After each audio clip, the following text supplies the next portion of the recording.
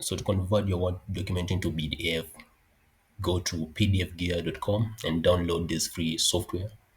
After installation, you see this notice that installation is complete. You are all set to enjoy PDF Gear. So open the software and under these options, go to convert to PDF and choose Word to PDF. Click on it and it will open up this pop-up. So we're going to add files and I'm going to select um, a Word document. So it's going to upload it and I'm going to click on convert.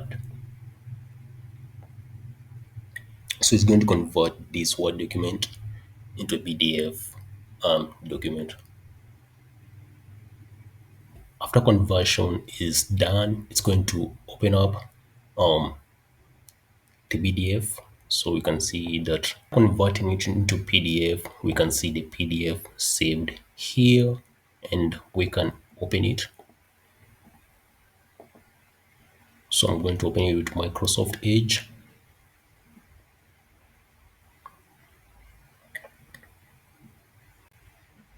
And here is our PDF in good format.